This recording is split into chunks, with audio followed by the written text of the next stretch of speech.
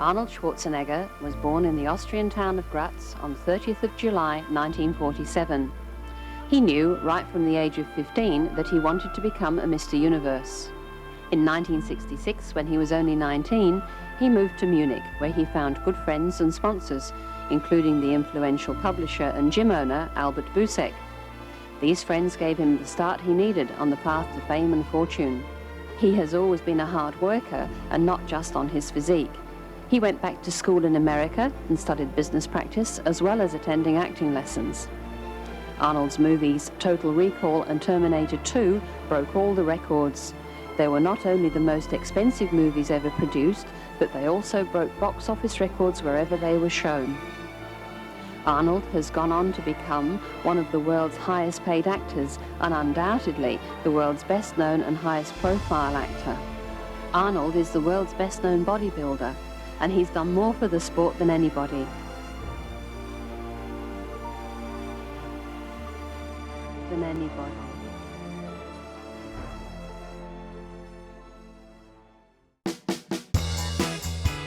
You know him. Everybody does. No serious discussion about bodybuilding's greatest athletes can leave out his name. For many, he's not only the most famous but the greatest bodybuilder who ever lived. Yet behind the legend lies a remarkable story. How did a boy from a small Austrian village rise to become a global icon and forever changing the way the world looks at bodybuilding? At a time when the sport was still young and often misunderstood, he stood out, not only for his physique, but for his unmatched determination and vision. Bodybuilding today is recognized and respected worldwide, but it wasn't always that way. Its transformation into a sport admired by millions is closely tied to one man and one defining moment: Arnold Schwarzenegger and the publishing of the film Pumping Iron. Together they brought bodybuilding out of the shadows and into mainstream culture. In this documentary, we'll take a closer look at Arnold's early life, his relentless work ethic and the mindset that carried him far beyond the stage. We'll explore how he built a body and a persona that inspired generations and how his journey mirrors the rise of bodybuilding itself.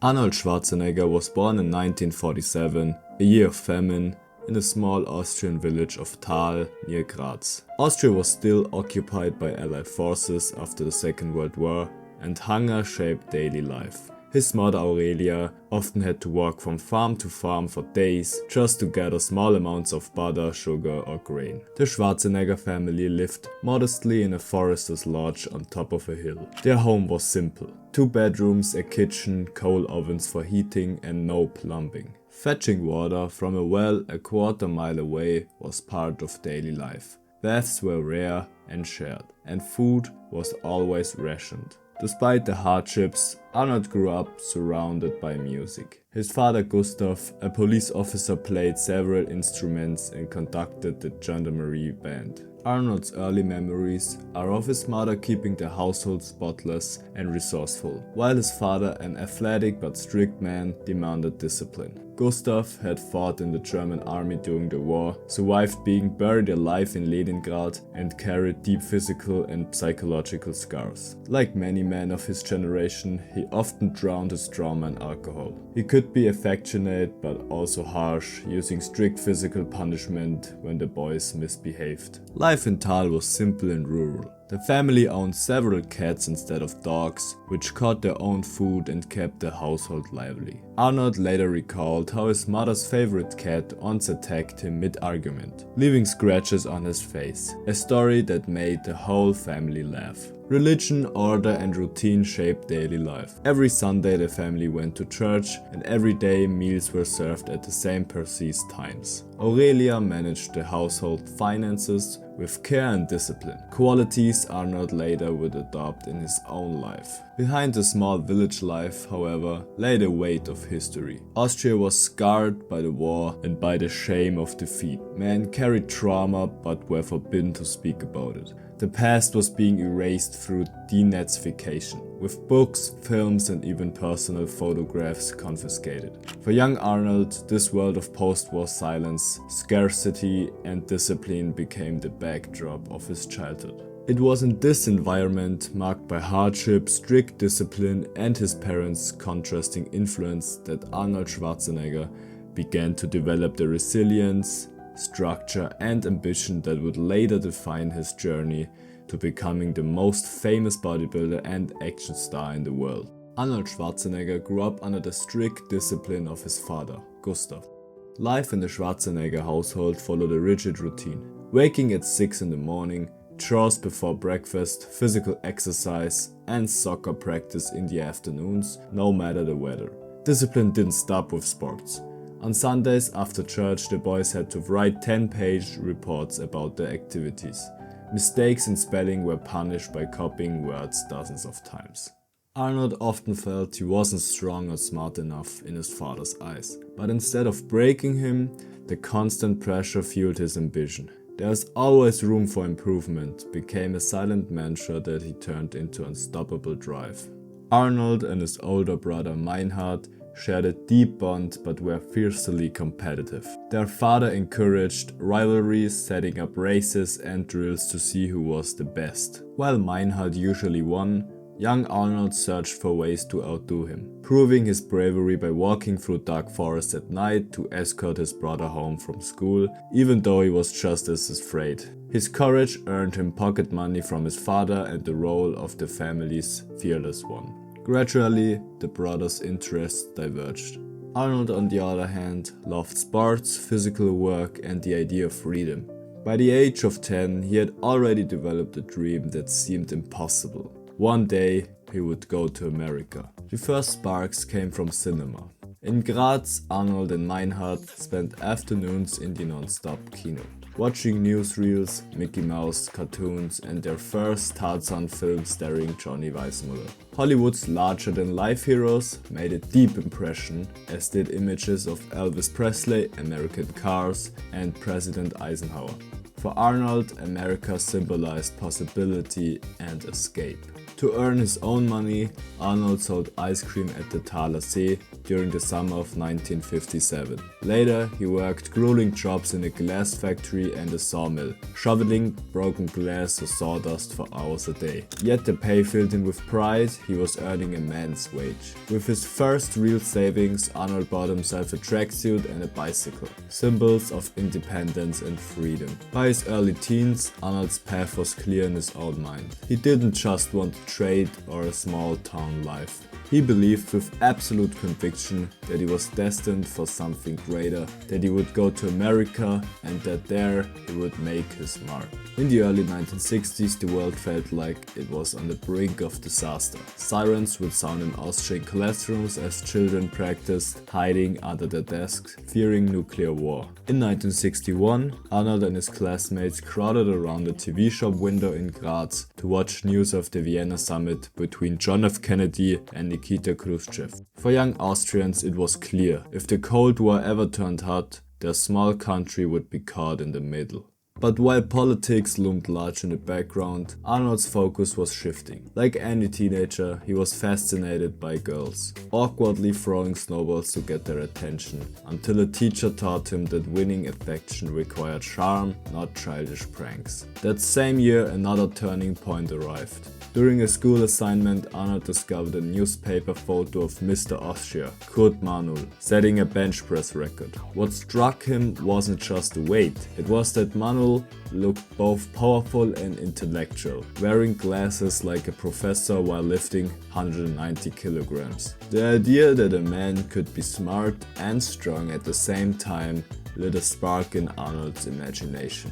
That summer, Arnold spent his days at the Thaler See. There he fell in with a group of athletes, boxers, wrestlers and lifeguards, who turned the lakeside park into their training ground. They did pull-ups on tree branches, push-ups in the dirt and sprints up the hills. One of them was Willi Richter, a lifeguard who took Arnold under his wing and introduced him to serious training. Soon Arnold was pushing himself through daily routines, fascinated by how quickly his body responded. The decisive massive moment came when Willie introduced him to Kurt Manuel in person. Manuel wasn't just strong, he had charisma, style and confidence. He drove an Alfa Romeo, dated beautiful women and carried himself like a star. To Arnold, he was living proof that bodybuilding could be a gateway to a bigger life. Inspired, Arnold began following Manuel in a circle to the Athletic Union Gym in Graz, a bare concrete room under a soccer stadium filled with iron weights and determined men. Arnold's very first workout ended with him collapsing off his bike, his muscles so exhausted he could barely walk the 4 miles home. But instead of discouraging him, the pain became fuel. He couldn't wait to get back. Training became an obsession. Every rep was no longer just exercise but a step toward a vision. That vision crystallized in late 1962, when Arnold discovered RegPark, the British Mr. Universe who had gone from bodybuilding champion to starring as Hercules in movies. Suddenly everything made sense. Bodybuilding could be his ticket out of Austria, his path to Hollywood, to money, fame and women. By 1963, at just 15 years old, Arnold made his first public appearance as part of the Athletic Union team in a Graz beer hall. Dressed in a simple unitard, he pressed 150 pounds to a roar of applause. The audience energy pushed him to lift 185, more than he had ever managed before. In that moment, Arnold discovered something essential. He performed better under pressure, better in front of a crowd. From then on, he wasn't just training muscles. He was training for the stage, for the spotlight, for the life he had already imagined so vividly in his mind. By 1965, Arnold Schwarzenegger had finished school and, like every young Austrian man, was required to serve in the military. For most recruits, this meant months of discipline, drills and endless routines. But for Arnold, the army wasn't just a duty, it was a stepping stone towards his dream. He joined the tank division near Graz, and true to his love of all things massive, Arnold set his sights on driving the American-built M47 Patton. A 50-ton beast with an 800 horsepower engine, it could smash through a brick wall without slowing down. To him, it wasn't just a machine, it was a symbol of power and of trust. Imagine being 18 years old and handed the keys to something that weighed as much as a small building. Arnold attacked the challenge with the same energy he brought to the gym. First motorcycles, then trucks, then finally tanks. He learned to handle them all. But his real mission was bodybuilding. With help from his father's connections, he managed to set up a small weight room inside the barracks. While other soldiers were sleeping, Arnold was training 4 hours a day, pushing his body to new limits, fueled by army rations that finally gave him enough protein to grow like never before. Every 3 months, he had to be issued a new, larger uniform because the old one no longer fit.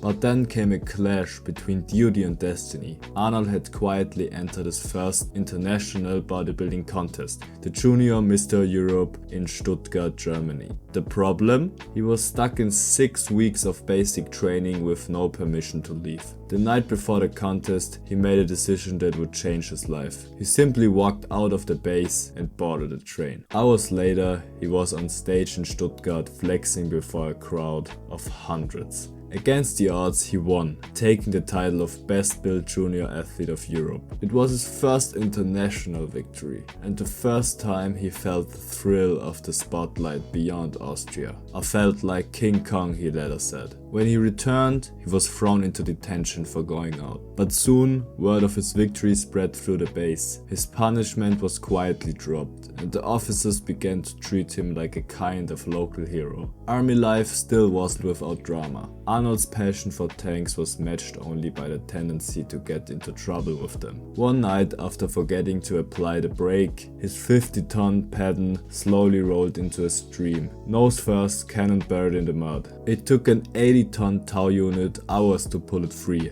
and Arnold another stint in the confinement. Another time he accidentally drove straight through the wall of the tank garage, bursting pipes and nearly flooding the base. His commanding officer, who just that morning had praised him, turned red with fury, screaming, "Schwarzenegger, you're going to destroy the entire army." But Arnold's charisma and relentless drive kept him afloat. By the spring of 1966 his name was already circulating in bodybuilding magazines. German promoter Rolf Putziger offered him a job managing the Universum gym in Munich, a golden opportunity to train full-time and step into the center of the European bodybuilding scene. Arnold formally requested an early discharge. Normally, as a trained tank driver, he was required to serve 3 years. But after yet another reckless incident, a late-night tank drag race that nearly ended in disaster, his superiors called him in. On the table lay bodybuilding magazines, with his picture on the cover and the Munich job offer. "Due to the fact that you are somewhat unsafe around here, we'll approve your request and let you go early. We can't have you crashing any more tanks." Arnold walked out of the army with discipline in his veins, confidence in his stride, and one goal clear in his mind. Munich was the next step. The world of bodybuilding would soon know his name.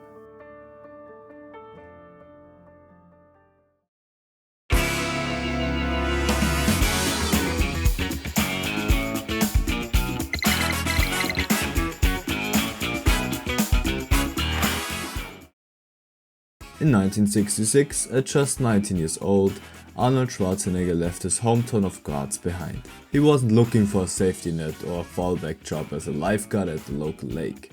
He wanted something bigger, something that could push him closer to his dream of America. Munich was his destination, only 200 miles away, but for Arnold it was another world. The city was booming.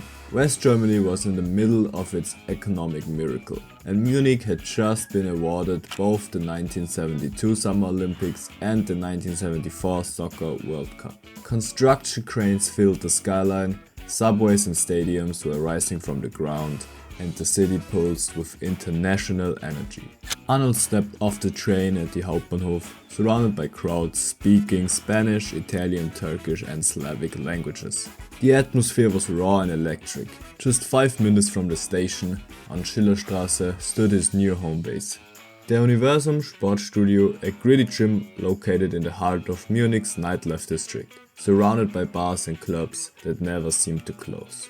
It was here that Arnold was hired by promoter Rolf Putziger, half manager, half trainer, half janitor. He'd clean the gym, train new clients, and in return he had what he truly wanted: full access to the weights, the machines, and the city's bodybuilding community. Waiting for him at the station that first day was another young bodybuilder, Franz Dischinger. Just a year earlier, Franz had been the favorite to win Junior Mr. Europe. The same contest Arnold had stolen away. Instead of rivals, they became friends and training partners. Together, they pushed each other through brutal sessions, chasing bigger lifts, bigger muscles and bigger dreams. Munich was more than just a city to Arnold. It was his launching pad. Here, he grew stronger than ever before. Here, his name began to spread beyond Austria and Germany. And here, he started to believe that maybe, just maybe, he could stand on the biggest stage of all. Arnold's move to Munich wasn't glamorous. His new boss, Rolf Putziger, owned Universum Sport Studio, but turned out to be unreliable and sleazy. Within days, Arnold found himself in an uncomfortable situation that forced him to leave Putziger's apartment. For a moment, it looked like his Munich dream might collapse before it even began. But then came an important ally, Albert Busek, editor of Sports Review magazine. Busek, a passionate photographer and writer, recognized Arnold's potential immediately. He helped him convert a storage room in the gym into a small sleeping space and soon became both mentor and friend. Despite the drama with the owner, the Universum studio itself was unlike anything Arnold had seen before. Sunlit rooms, modern equipment and specialized machines give him new tools to refine his body beyond the raw strength he'd built in Graz and the army. Arnold's daily life revolved around two things: training and teaching.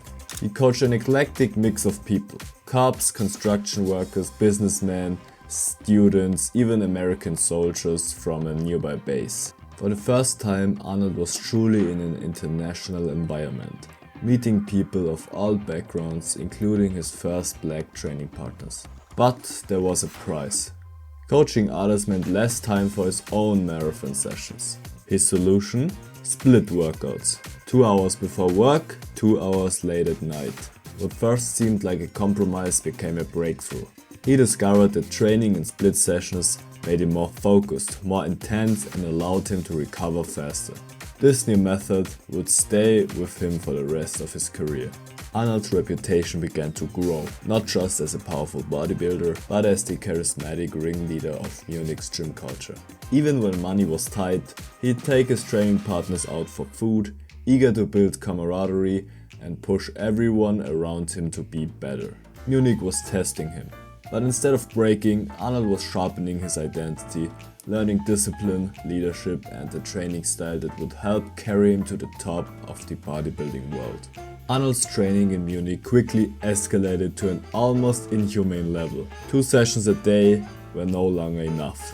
On some days he added a third workout at lunchtime, hammering his calves with 20 sets of raises or blasting his triceps with 100 extensions. Sometimes he would return to the gym, even after dinner, training until 11 at night. As he finally lay down in his tiny storage room, his muscles twitched uncontrollably, small spasms that he welcomed. To him, they were proof of progress, signs that the fibers had been broken down and would rebuild stronger. Why this obsession? Because Arnold had set himself a bold target. In less than 2 months, he would compete in London at the NABBA Mr. Universe, Europe's most prestigious bodybuilding contest. Normally, a young athlete would climb the ranks slowly, but Mr. Austria, then Mr. Europe, and only years later attempt London. But Arnold was too impatient for that. He wanted to measure himself against the very best immediately. With the help of Abel Busek, who filled out the English application form, Arnold assembled a team of training partners in Munich. Among them, Franz Dischinger, Fritz Kröger, and even Reinhard Smolana, the rival gym owner. The camaraderie of these intense sessions made Munich start to feel like home. But one training partner stood above all others: Franco Colombo. Arnold had met him the year before in Stuttgart, where Arnold won Mr. Junior Europe and Franco became European champion in powerlifting. Franco was small, barely 5'5", but forged from iron. Raised in a mountain village in Sardinia, he had grown up herding sheep alone for days at a time, surviving in the wilderness as a child. Later, he worked as a bricklayer, an amateur boxer, and even passed Munich's notoriously difficult taxi driver exam, impressing everyone with his determination. Together, Arnold and Franco were unstoppable. Franco taught Arnold the secrets of pure strength, how to move massive weights safely and effectively. In turn, Arnold showed Franco the art of bodybuilding: symmetry, posing, aesthetics. Both shared the same wild dream: becoming Mr. Universe. Where others laughed at Franco's small stature, Arnold saw only potential. He knew that in bodybuilding, perfection could outshine size. And together, they pushed each other harder than ever before, preparing for London. This was more than training, it was the beginning of a brotherhood. Franco and Arnold quickly became true training partners. Franco, hardened by years of growing up in the wilderness of Sardinia, absorbed new methods with ease. He was fascinated by Arnold's idea of shocking the muscle. Arnold had recognized early that the body adapts too quickly. Repeat the same sequence of lifts every day and growth slows, then stops. The only way to force progress was to keep the body guessing. Ultra heavy weights one day, endless repetitions the next. Always a surprise. Together they developed a brutal technique they called stripping. Instead of building up from light to heavy, Arnold began with the heaviest dumbbells he could manage, 100 pounds in each hand. 6 strict presses overhead, then immediately down to the 90s, then 80s, all the way down the rack. By the time he reached the 40s, his deltoids were burning as he was still pressing hundreds. And just before stopping, he would add lateral raises, lifting the 40s out to shoulder height. The result was agony. Arms that couldn't hang, couldn't lift, shaking uncontrollably until he found a bench to rest them on. But the logic was clear. The muscles had been shocked and now they had no choice but to recover and grow. Training at this intensity filled the days.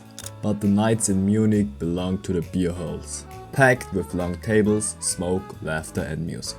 They were places of camaraderie and chaos. Fights broke out constantly, yet rarely with malice. A few punches thrown, maybe a chair overturned, and then the same men would sit together eating pretzels and sharing beer. Arnold rarely drank. He saw alcohol as a threat to progress, but he loved the fights. Huge, strong, unstoppable.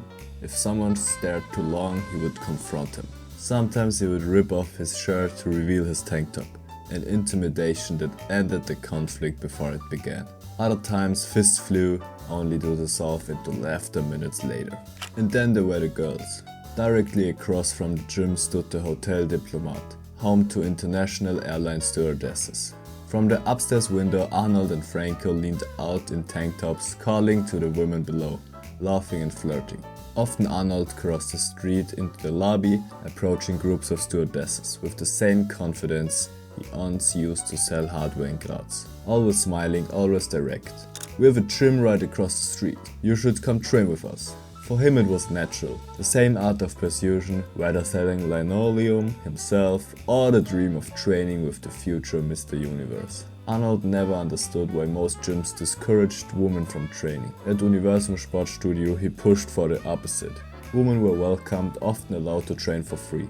Some came out of curiosity, others simply to exercise, and Arnold was fine with both. Most evenings where regular customers left by 8, the woman would arrive. For the first few months in Munich, Arnold indulged in the nightlife.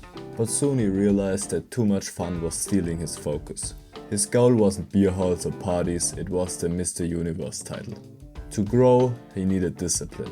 7 hours of sleep became a rule and lights out by 11. Fun would always be there, but the championship couldn't wait.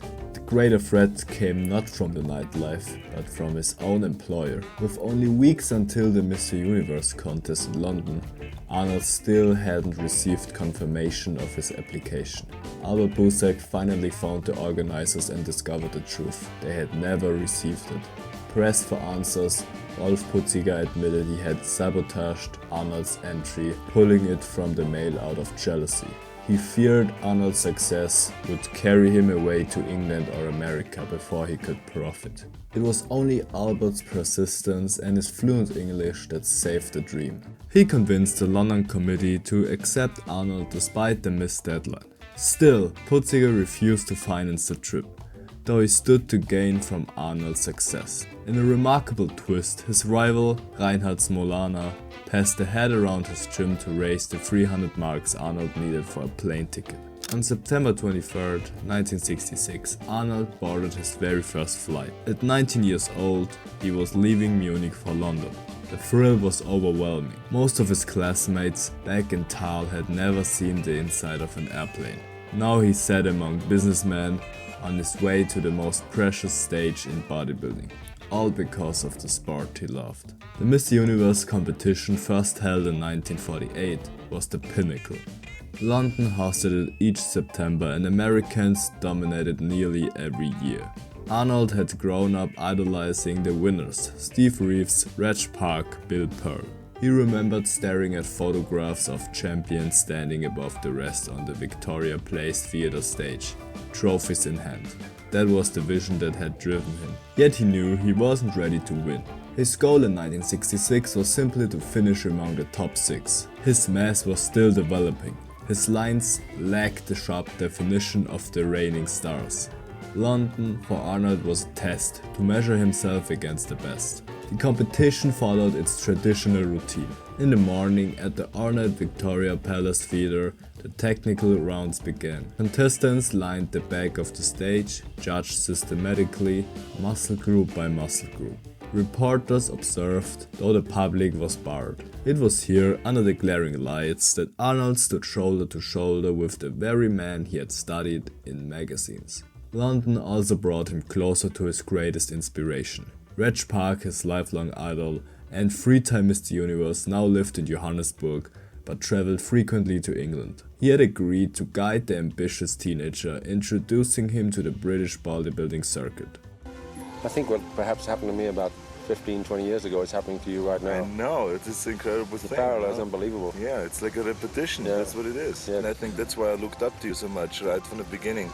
He was a kid wanting to emulate what I'd done, so it was a great compliment to me, and I took it in that sense. Like politics, bodybuilding relied on visibility. From town to town, exhibition to exhibition, reputations were built. Arnold soon found himself traveling alongside Park to Belfast, where local promoters had organized an event. From the wings of the stage, he watched in awe as RegPark posed before hundreds of roaring fans. It was a glimpse not just of what he admired, but of the future he intended for himself. In Belfast, Arnold was introduced to the crowd by his idol RegPark. Reg moderated while Arnold stunned the audience with feats of strength. A 2-arm curl with 275 pounds, a deadlift of 500 pounds for 5 reps, and finally a posing routine that brought a standing ovation. Just as he was about to leave the stage, Reg called him back to the microphone. "Say something to the people," Reg urged. Arnold resisted, embarrassed about his poor English. But Reg encouraged him, and soon Arnold was repeating simple phrases like "I like Ireland." Each one met with laughter and applause. What could have been terrifying became a breakthrough. He was practicing public speaking without pressure, carried by the crowd's acceptance of his physique. Watching Reg comment the stage with humor, stories and charm left a deep impression. Arnold realized that posing alone wasn't enough. Personality mattered. Reg wasn't just a bodybuilder. He was a complete entertainer, and Arnold decided he needed to follow that path. Back in Munich, life shifted to business. With Putziger absent, Arnold and Albert Busek ran the gym together, Albert handling administration while Arnold focused on recruiting. Their main challenge was beating Smolana's competing gym. A poster campaign across the street sparked a poster war. Smolana's men would pace over theirs at night, forcing Arnold and Albert to repost at 4 in the morning. The rivalry became a running joke, but gradually their membership grew. The gym gained even more attention when traveling professional wrestlers began training there. Stars like Harold Sakata, the Olympic medalist who had played Archop in Goldfinger, and wrestlers from Hungary, France and beyond came through the doors. Arnold would often open the gym just for them, proud that their little Munich gym was turning into kind of United Nations of strength. Wrestling promoters begged him to switch careers, but Arnold's vision was bigger. Bodybuilding was his ticket to the world stage. American and British bodybuilders passing through Munich often stopped by the Universum Sportstudio, and soon even American troops stationed nearby made it their training spot. The gym quickly gained a reputation, and Arnold used that to his advantage. If someone pointed out that Smolana's gym had more machines, he would counter with confidence. "You're right, they have one more room. But ask yourself, why does everyone come here? When American bodybuilders visit from overseas, they train here. When the military looks for a gym, they train here. When the professional wrestlers come into town, they train here. Even women want to join us." It became part of his sales routine, and it worked. His initial success in London had already confirmed to him that his goals weren't unrealistic. Every victory that followed only made him more certain. After competing in the 1966 Mr. Universe, he captured several more titles, including Mr. Europe. Locally, his reputation skyrocketed during the Löwenbraukeller Beer Festival, where he stunned the crowd by lifting the legendary 558-pound stone block higher than any other competitor. By then, Arnold was already seen as the favorite for the 1967 Mr. Universe competition. But for him, being the favorite wasn't enough. He wanted to dominate completely. Together with Reg Bennett, he devised a brutal new training plan. Every spare mark went into food, vitamins and protein tablets. His secret drink was as far from beer as one could imagine. A foul-smelling mix of brewer's yeast, milk and raw eggs. It was so vile that Albert Busek tried it once and immediately threw up. Arnold, however, believed in it completely. At the same time, he studied the methods of East German and Soviet athletes. Rumors circulated that their success was linked to performance-enhancing drugs. When he learned that steroids were at the center of it, Arnold decided he couldn't afford to ignore them. In those days, there were no rules against their use, and prescriptions were easy to obtain. He also confirmed directly from competitors in London that many of the top champions were already using them. For him, the logic was simple: leave no stone unturned. Entering a competition at a disadvantage was never an option. At 20 years old, thoughts of danger or long-term consequences barely crossed his mind. Ski champions risk fatal crashes, Formula 1 drivers risk fiery wrecks. The way he saw it, if you didn't get killed, you won. So he went to a local doctor. "I heard this helps muscle growth," he told him. The doctor replied cautiously, "It's meant for people recovering from surgery, so don't expect miracles." Arnold insisted on trying and the doctor agreed. He prescribed an injection every 2 weeks, with pills to take in between, and advised use them for 3 months and stop the day the competition is over. Steroids gave Arnold an edge, making him hungrier, thirstier and helping him pack on size, though much of it was water weight. He quickly learned to time their use, cycling them in during the final weeks before a major competition. In those days the advantage was modest, no greater than the effect of a good suntan.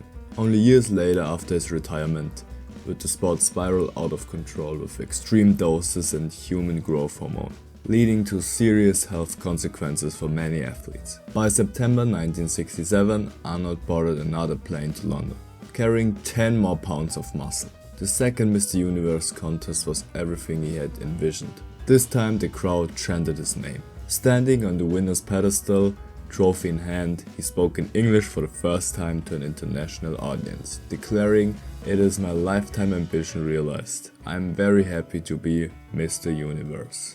Victory opened doors beyond his wildest imagination. Soon after, RegPark fulfilled his promise and brought him to South Africa for a series of exhibitions.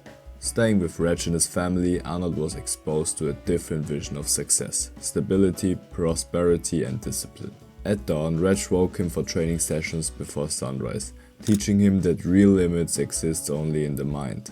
Arnold believed 300-pound calf raises were near the edge of human possibility, until he watched Reg lift over 1,000.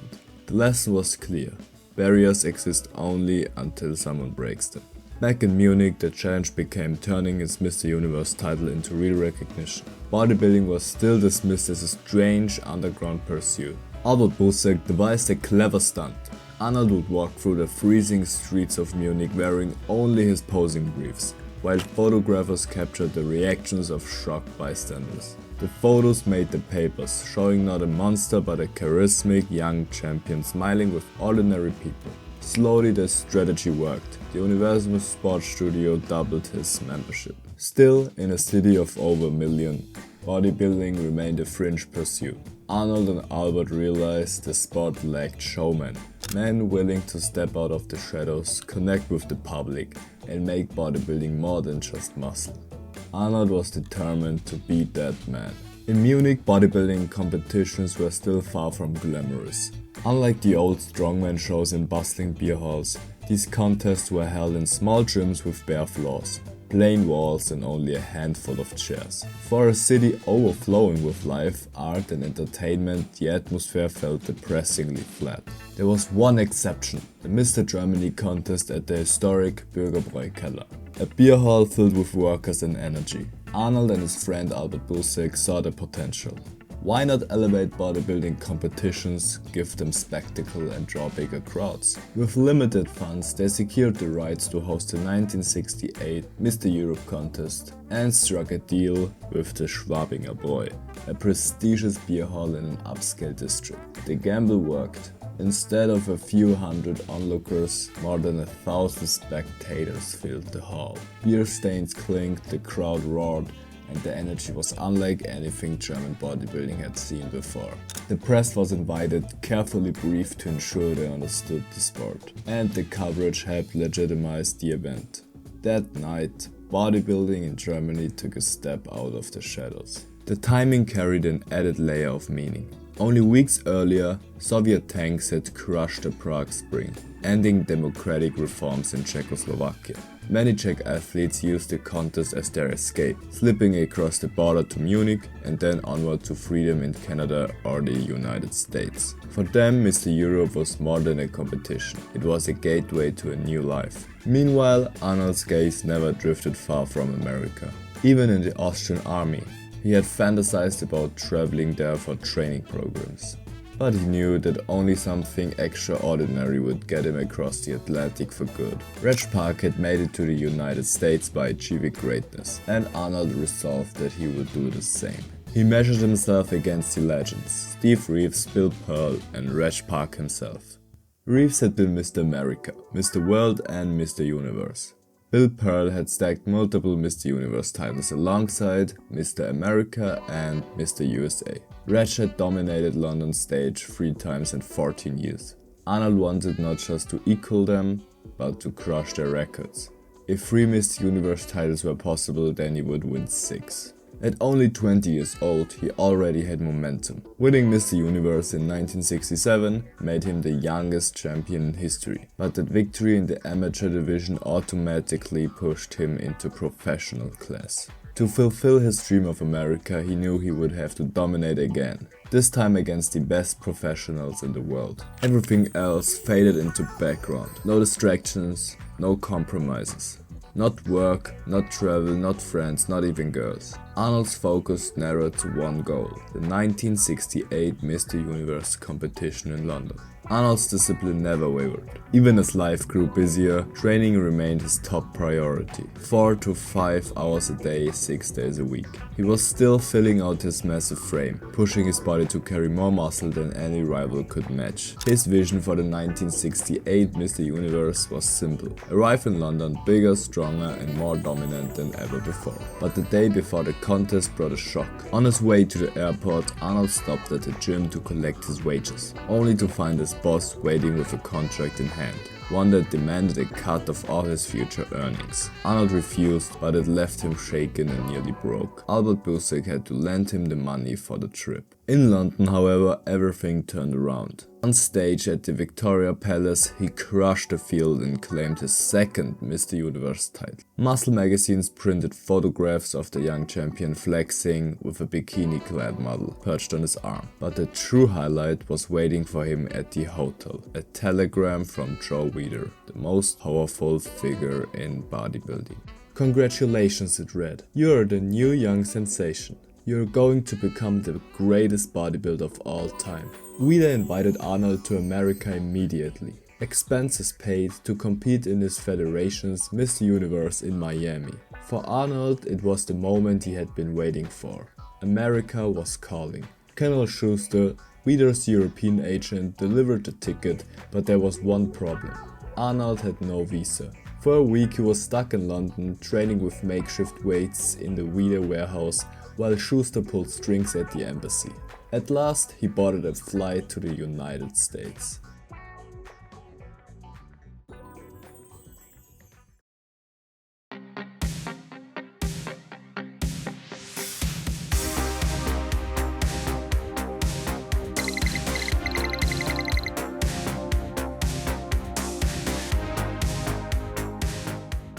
Miami, with its palm trees, Latin music and diverse crowds, felt like another world.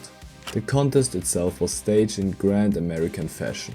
2,700 seats at the Miami Beach Auditorium, normally home to the Jackie Gleason Show.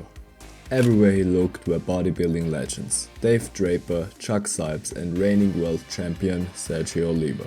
Oliva, the Cuban immigrant who had already collected every major title, recognized Arnold's potential, but dismissed him with a smile. "Next year will be tough, but that's okay, I don't like to compete with babies." For Arnold it was the opening shot in a psychological war.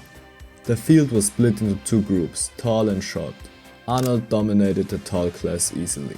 But in the short class, FrankZane, fresh of his Mr. America victory, was in the best shape of his career. Lean, proportioned, razor sharp and deeply tanned.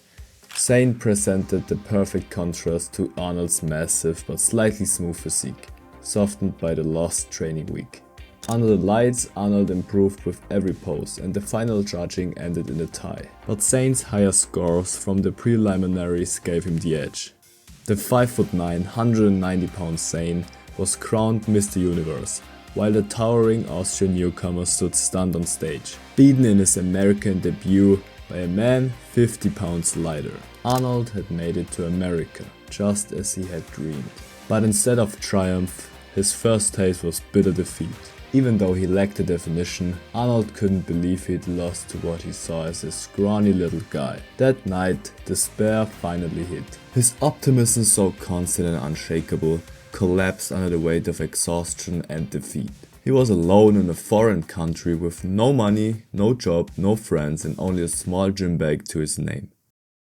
But imagine he gave up at this point. He came to America with his massive frame only to get defeated by a 50 pounds lighter and smaller FrankZane. I mean, he could have given up at this exact point. He could have went back to Europe and never came to America ever again, and nobody would know his name. But that's not what he did, because his mindset was just different. The thing is that you always challenge yourself, and I'm a strong believer in the philosophy of staying hungry, and really always being hungry for more and being hungry for bigger and better things, and whenever I have achieved the goal, then immediately after that, I ask myself, what other challenge can I put up to try to achieve, and that's what staying hungry basically means. Worst of all, he'd failed. Joe Weider had brought him across the Atlantic for greatness, and instead he'd fallen short. Sharing the room was Roy Callender, a calm, mature bodybuilder from England who tried to comfort him. "Yeah, it's hard to lose after such a big victory in London," Roy said softly. "But next year you'll win again and everyone will forget this." It was the first time another man had ever shown Arnold that kind of empathy. Until then, he'd believed only women were nurturing. That night he cried quietly in the dark, and it was a relief.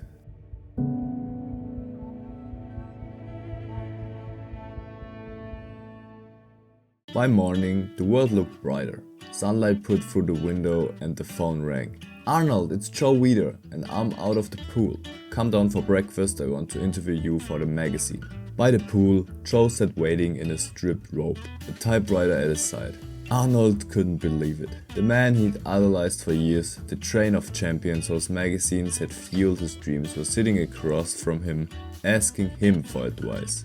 They talked for hours about training routines, his split system, and the muscle-choking techniques he'd developed with Franco. Arnold kept thinking, if only my friends in Munich could see this. By noon, Joe had made up his mind. "Don't go back to Europe," he said. "You need to stay here." He promised to bring Arnold to California. An apartment, a car, living expenses, and a year to train full-time. His magazines would follow Arnold's progress, translating his ideas for the world. Joe had strong opinions too. Arnold needed sharper definition, better abs, legs, and posing. "Power and bulk aren't enough," he said. "But you're going to be the greatest. Just wait."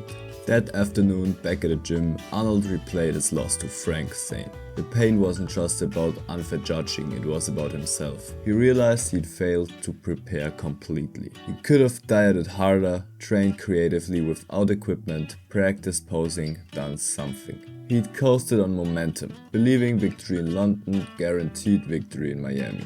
Furious, he looked in the mirror and muttered, "You're still a fucking amateur." From that moment, he swore it would never happen again. If he ever lost again, it would only be after doing absolutely everything possible to win. There's a photograph of him arriving in Los Angeles. It's 1968, he's 21, wearing wrinkled brown pants, clunky shoes and a cheap shirt. In his hand is a battered plastic bag holding a few belongings. The rest are stuffed into a single gym bag, circling the baggage claim. He looks like a refugee, broke, barely speaking English, but his face glows with a wide, confident smile. A photographer and a reporter from Muscle and Fitness had been sent by Joe Weider to capture the moment. Joe was promoting him as bodybuilding's next great hope, bringing him to America for a year of training, covering his expenses and featuring his methods in the magazines that had inspired him for so long. That dream life almost ended a week later. A new gym friend, an Australian strongman and crocodile wrestler, lent him a Pontiac GTO with more than 350 horsepower. Arnold had never driven anything like it. On a cool, misty October morning, flying up Ventura Boulevard, At autobahn speed, he learned how slick California streets could be in the rain. When he downshifted for a curve, something second nature to him from years of driving stick in Europe. The rear wheels blocked. The GTO spun out of control, twisting across lanes until a Volkswagen Beetle slammed into the side. A few more cars piled up before everything stopped. The wrecked GTO came to rest just 30 yards from Venice Gym, where he'd been headed to train. Shaken but alive, Arnold climbed out, a splinter of plastic lodged in his thigh. He pulled it free, blood streaming down his leg, and limped into the gym. "I just had a big accident," he said in broken English. A few lifters recognized him, but a lawyer among them quickly took charge. "You can't leave the scene," he warned. "Here that's called hit and run. Big trouble. Go wait by your car." Arnold hesitated. He could see the wreck from the window, but the man insisted. When Arnold showed him his bleeding leg, the lawyer cursed and called around for help. "You don't have insurance, right?" Arnold didn't even understand the word. Someone handed him a towel to stop the bleeding and he limped back outside. The police were calm, more concerned with clearing traffic than punishing anyone. "You're bleeding," one officer said kindly. "You should get that looked at. No ticket, no arrest, just relief." Arnold knew that in Europe he might have been fined, jailed or even deported. That night, despite the wreck, he went to sleep grateful. He'd been lucky. America, he thought, was a good place. His first impression of Los Angeles, however, surprised him. For all the talk of American bigness, skyscrapers, highways, cars, LA felt modest. Downtown had only a few tall buildings and the beaches, though wide, lacked the huge waves he'd imagined. GoldsGym, the so-called mecca of bodybuilding, was another shock. After years of seeing it glorified in readers' magazines, he'd picture a grand sports complex with pools, courts and arenas. Instead, he found a small two-story cinder block room, half the size of a basketball court, with a bare cement floor and sunlight filtering through skylights. But inside that humble space, surrounded by powerful men lifting enormous weights just 2 blocks from the beach, he felt something stir. It wasn't what he expected, but it was exactly where he needed to be. The neighborhood around GoldsGym in Venice looked nothing like the America he'd imagined. The streets were lined with small, weather-beaten houses that reminded him of his old army barracks in Austria. Some stood empty and crumbling. The sidewalks were cracked, sandy, sometimes not even paved at all. "This is America," he thought. "Why wouldn't they pave this? Why wouldn't they tear that down and build something new?" Back home in Graz, even the poorest neighborhoods were swept clean, every sidewalk immaculate. This world felt upside down. It was a shock, new language, new culture, new rules for everything. But Arnold had one advantage most immigrants didn't: the bodybuilding family. Wherever you went in that world, you weren't alone. Fellow lifters would pick you up at the airport, feed you, bring you home, make sure you had what you needed. In Los Angeles, one of the guys had an extra room where he could stay. When Arnold moved into his own small apartment soon after, the camaraderie grew into a full-blown mission to help. One morning, a convoy of massive, muscle-bound men showed up at his door carrying boxes. "You need silverware so you can eat here," one said carefully, unpacking a small set. Another handed him a stack of chip plates. "My wife said I could bring these. Now you have got 5. Someone else brought a tiny black and white TV with a wobbly antenna and showed him how to adjust it. Arnold was stunned. "I never saw this in Austria or Germany," he thought.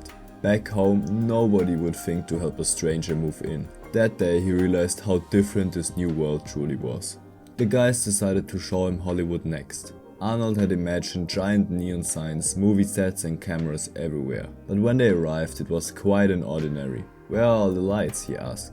"I think he's disappointed," one of them laughed. "We'll bring him back at night." They did, and even then it was only slightly brighter. He had to adjust his expectations and learn where the real energy of Los Angeles lived. One of the most important early connections he made was with R.D. Seller, a legendary photographer and an insider in the bodybuilding world. Seller had an eye for greatness and immediately recognized something special in Arnold. Through him, Arnold gained access, not just to cameras but to influence, photos, articles, visibility. Arnold understood the value of this instantly. Every appearance was an opportunity to shape perception. At the same time, the competitive landscape was becoming more intense. The MrOlympia contest was the ultimate prize, and Arnold was no longer just a contender, He was becoming the man to beat.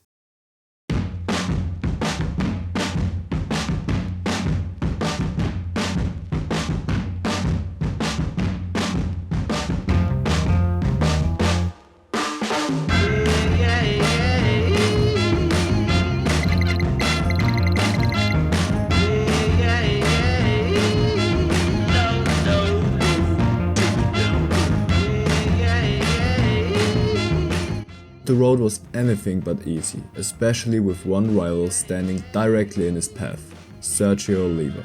SergioOliva was unlike anyone the bodybuilding world had ever seen. Nicknamed the Myth, he possessed a structure and explosiveness that seemed almost unreal. His wide shoulders, tiny waist and overwhelming power made him look less like a human being and more like a comic book character brought to life. When Sergio stepped on stage, the room changed. For Arnold, Sergio represented the ultimate challenge, not just physically, but psychologically. Sergio didn't train like anyone else. He didn't obsess publicly. He showed up and dominated. And for a time, he beat Arnold. Those losses burned deeply. But Arnold never saw defeat as a signal to retreat. He saw it as information. He analyzed Sergio carefully. What made him intimidating? What made him dangerous? And where he could be beaten. Arnold realized that while Sergio had shocking genetics, Arnold could surpass him in conditioning, presentation and mental warfare. Their rivalry became one of the most important in bodybuilding history. When they faced each other on stage, it wasn't just about muscle, it was about energy. Arnold learned how to control the room, how to pose in ways that emphasized Sergio's weaknesses. Even before the judges made their decision, Arnold wanted the audience to feel that the outcome was already decided. By the time Arnold finally defeated SergioOliva at the Mr. Olympia, it was a turning point. Not only did it cement Arnold's dominance, it marked a shift in bodybuilding itself. The sport was no longer just about size. It was about complete control of body, of image, of narrative. From that moment on, Arnold entered a historic run. Olympia after Olympia, he returned bigger, sharper and more confident. He trained relentlessly, but he also refined every detail, his posing routines, his timing, his facial expressions. He understood that bodybuilding was theater. The stage was not just a platform, it was a battlefield. Yet, even at the height of his dominance, Arnold never relaxed. New rivals emerged. LouFerrigno, towering and powerful, became a fan favorite and a serious threat. Others came with size, density or conditioning. But Arnold always seemed one step ahead. He wasn't just preparing his body, he was preparing the entire event around him. Behind the scenes, something else was happening. Bodybuilding was slowly beginning to attract attention from outside its small, insular world.